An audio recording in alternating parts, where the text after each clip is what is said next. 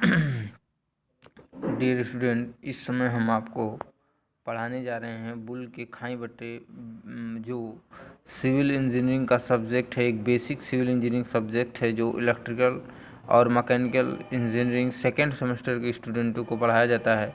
इसमें हम आज को पढ़ाएंगे बेसिक सिविल इंजीनियरिंग के थ्रू इलेक्ट्रिकल और मैकेनिकल इंजीनियरिंग के स्टूडेंट के लिए जो इस समय सेकेंड ईयर सेमेस्टर में ये सब्जेक्ट है बेसिक ऑफ सिविल इंजीनियरिंग। तो इसके थ्रू हम आपको बताने जा रहे हैं बुल के खाई भट्टे तथा हॉफमैन भट्टे की तुलना। बुल के खाई भट्टे और हॉफमैन भट्टे की तुलना हम किस प्रकार से करते हैं। किसी भी स्ट्रक्चर या संरचना की तुलना करते वक्त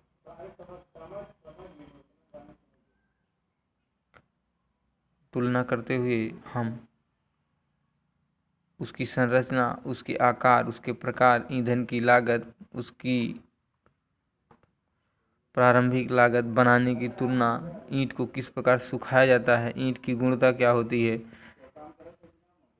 एक बार में ईंटों की क्षमता कितनी होती है, ये सब चीज़ें जो है आपको हम बुल के खाई भट्टे के थ्रू और हॉफमैन भट्टे की थ्रू ये सब दोनों की तुलना करेंगे। तो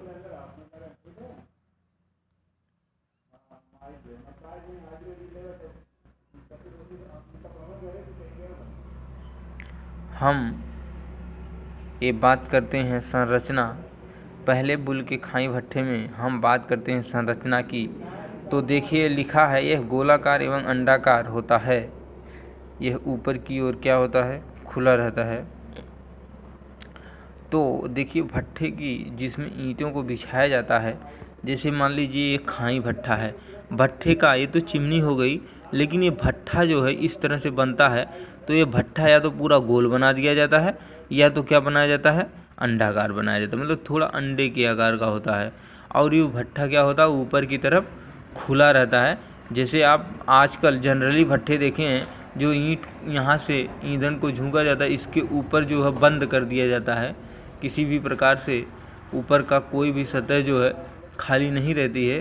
तो इसलिए जो है यहाँ पे हम क्या करते हैं, इस भट्टे को, इसकी चिमनी को यहाँ से खोल के पकाते हैं और उसके बाद इसकी चिमनी को अस्थायी रूप से खिसकाते जाते हैं। चिमनी को अस्थायी रूप से खिसकाते जाते हैं। तो इसलिए हम बात करते हैं आपसे कि अब हम संरचना की बात करते हैं। तो यह संरचना क्या है, यह गोलाकार होता है एवं अंडाकार होता है। यह ऊपर की ओर खुला रहता है। कोई भी भट्टा होगा ऊपर की ओर, हम पहले ही बता दिए कि यह भट्टा ऊपर की ओर क्या होता है, खुला रहता है। यह ऊपर की ओर खुला रहता है, ठीक है।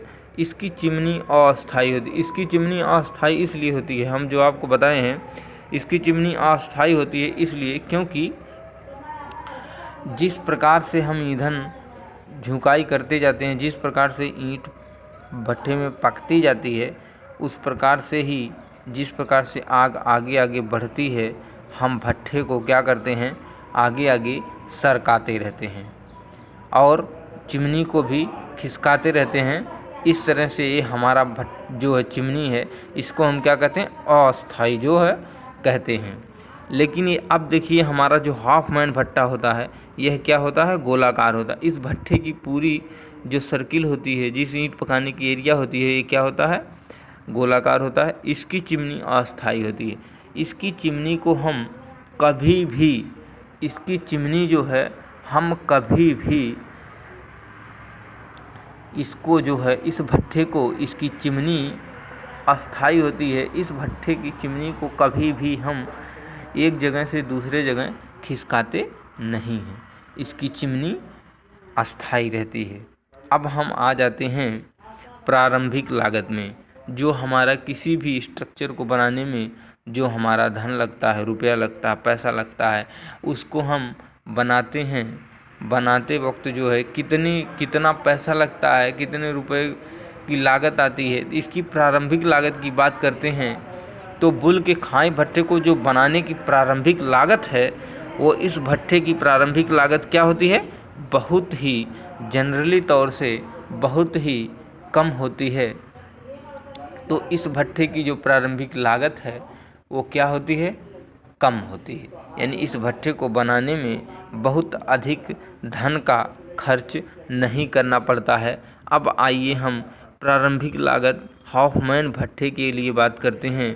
तो प्रारंभिक लागत हॉफमैन भट्ठे की बात करते हैं। इस भट्ठे की प्रारंभिक लागत जो ये बुल का खाई भट्ठा है इसकी तुलना में कुछ अधिक होती है। मतलब कि जो हॉफमैन भट्ठा है, इस हॉफमैन भट्ठे को बनाने के लिए इसकी प्रारंभिक लागत हम तुलना किससे कर रहे हैं, बुल के खाई भट्ठे से। तो बुल के खाई भट्ठे की अपेक्षा जो हॉफमैन भट्ठे की लागत अधिक होती है। क्यों होती है? क्योंकि ये भट्ठा इस भट्ठे की तुलना में अधिक अच्छा होता है, अधिक रिस्पॉन्सिबिलिटी देता है, अच्छी तरह से ईंट को पकाता है और बहुत ही प्रथम श्रेणी की कम से कम 90% ईंट इसके थ्रू निकलती हैं। अब आइए हम बात करते हैं प्रकार की। तो यह भट्ठा अर्धनिरंतर भट्ठा है। जो अर्धनिरंतर का क्या मतलब? अर्धनिरंतर का मतलब है कि ये वर्षा ऋतु में इस भट्ठे का उपयोग हम नहीं करते हैं। तो यह भट्ठा जो है अर्धनिरंतर भट्ठा होता है क्योंकि इसमें वर्षा ऋतु में उपयोग में नहीं लाई जाती। तो ये भट्ठा जो है अर्धनिरंतर भट्ठा इसीलिए कहा जाता है क्योंकि इसे सिर्फ गर्मी और शीत ऋतु में ही उपयोग किया जाता है। वर्षा ऋतु में इसका उपयोग हम नहीं कर पाते हैं क्योंकि ये खुला भट्ठा होता है और इसके अंदर क्या होता है, पानी चला जाता है। अब हम बात करते हैं कि यह भट्ठा निरंतर चलता है, मतलब यह भट्ठा अर्धनिरंतर नहीं होकर पूर्ण रूप से निरंतर चलता है। निरंतर चलने का कारण यह है, अर्थात यह किसी भी मौसम में इसका उपयोग किया जा सकता है। जो हॉफमैन भट्ठा है, इस भट्ठे को हम बंद रहता है, बंद रहने के कारण हम किसी भी मौसम में इसका उपयोग कर सकते हैं। किसी भी समय ईंटों को पका के निकाल सकते हैं और किसी भी क्वालिटी कंस्ट्रक्शन संरचना के लिए हम इसे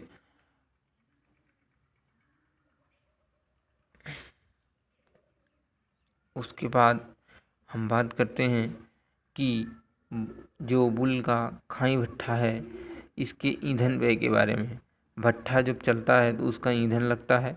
ईंधन कितना लगेगा, ईंधन की क्वालिटी कितनी होगी, ईंधन किस प्रकार से कितना व्यय होगा, तो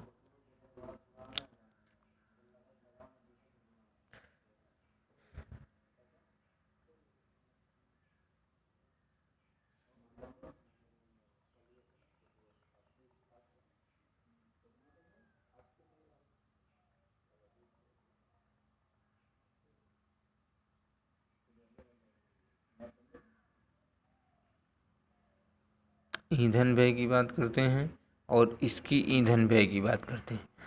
दोनों की जब ईंधन व्यय की हम बात करते हैं तो इसमें ईंधन व्यय कितना होता है और इस भट्ठे में ईंधन व्यय कितना होता है, दोनों भट्ठे के ईंधन व्यय की तुलना करते हैं।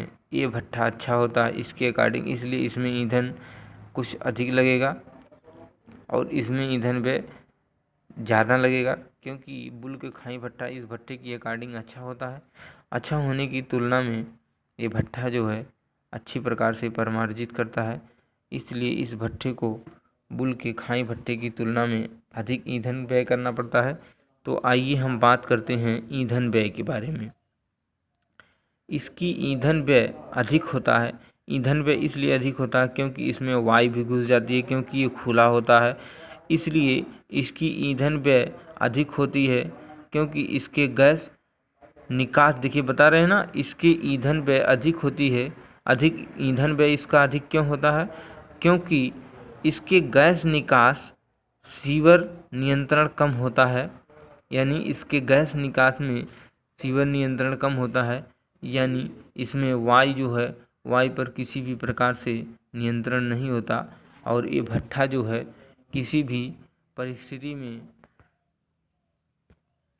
वायु के निष्कासन से ये जो है अच्छी तरह से निकल नहीं सकता है। इसलिए इस भट्ठे में हम ईंधन में अधिक डालना पड़ता है। जैसे सपोज दैट मान लीजिए किसी भी ईंधन को आप जला रहे हैं, तो अगर वायु चल रही है, वायु प्रवेश करेगी, तो इसका मतलब है कि वायु अच्छे से जो है अग्नि अच्छे से काम नहीं करेगी, और काम नहीं करेगी तो हमें और ईंधन की आवश्यकता होगी।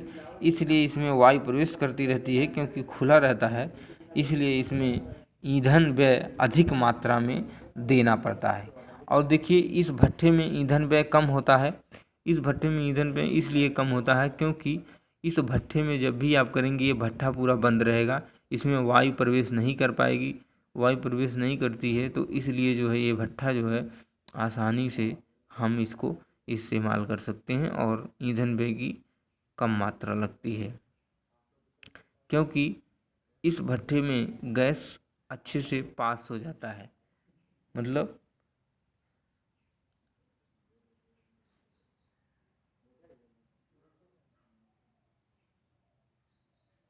गैस अच्छी तरह से पास हो जाती है, इसलिए इस भट्ठे को हम ईंधन व्यय के लिए कम खर्चे के लिए जाना जाता है। तो इस भट्ठे में ईंधन व्यय कम लगता है, अच्छी क्वालिटी की ईंट भी आती है, और जो है किसी भी प्रकार से किसी भी तरह से कोई भी परेशानी नहीं करनी पड़ती।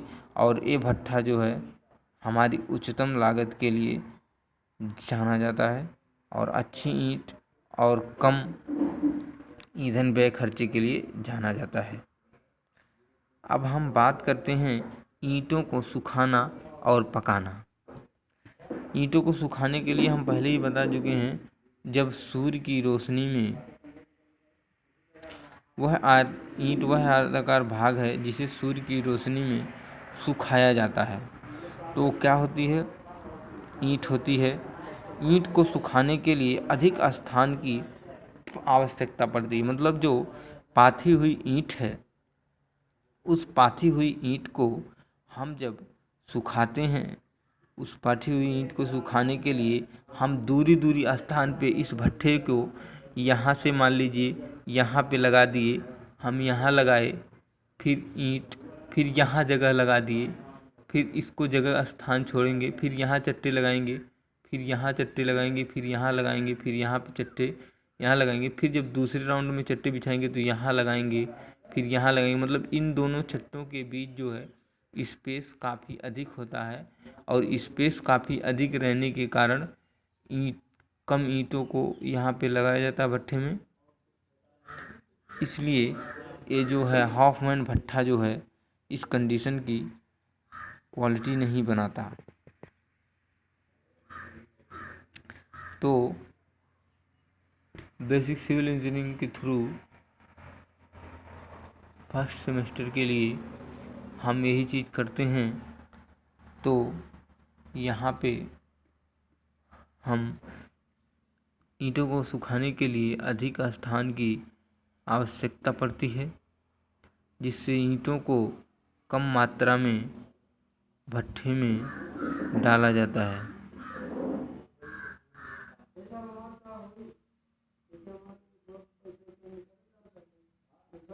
जिससे ईंटों को कम मात्रा में भट्ठे में डाला जाता है। जब ईंटों में स्पेसिंग कम रहेगी तो स्वाभाविक सी बात है कि भट्ठे में जो है जब डाला जाएगा इसको, तो स्वाभाविक सी बात है कि भट्ठे में डाला जाएगा तो कम ईंट आएगी, स्पेस कम रहेगा तो कम ईंट आएगी। अब हम बात करते हैं आपके कि ईंटों को सुखाना तथा पकाना। इसमें ईंट को सुखाने के लिए कम स्थान की आवश्यकता पड़ती है। मतलब स्थान जो हमारे भट्ठे हैं, इसमें जब हम ईंटों को पास लगाएंगे, यहाँ पे भी पास लगाएंगे, यहाँ भी पास लगाएंगे, तो सपोर्ट सी बात है, जब ईंटों को सुखाने के लिए कम स्थान की आवश्यकता पड़ेगी तो इस भट्ठे में ईंट अधिक आएगी।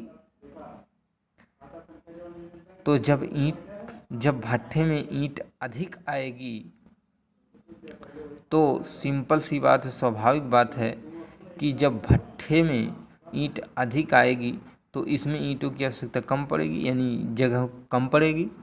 यानी जगहों को कम देना पड़ेगा, स्थान की कम आवश्यकता पड़ेगी, इसलिए इसमें ईंटों को सुखाने के लिए कम स्थान की आवश्यकता पड़ती है। स्थान कम रहे, कम पड़ेगी सुखाने की आवश्यकता, तो उसकी जो है क्वालिटी कंट्रोल बढ़ जाएगा। अब देखिए हमारी ईंट की गुणता। इस भट्ठे में जो ये भट्ठा है, इस भट्ठे में प्रथम श्रेणी के ईंट की ठीक मात्रा निकलती है। मतलब इस श्रेणी के भट्ठे में जो प्रथम क्वालिटी, प्रथम पॉइंट की ईंट है, प्रथम श्रेणी की ईंट है, इसको निकालने के लिए एक परमार्जित ईंट की आवश्यकता पड़ती है, यानी फर्स्ट क्लास ब्रिक की इसमें ईंट की संख्या अधिक होती है।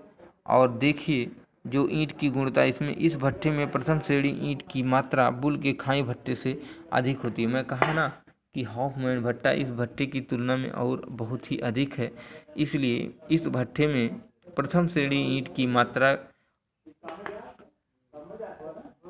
अधिक होती है।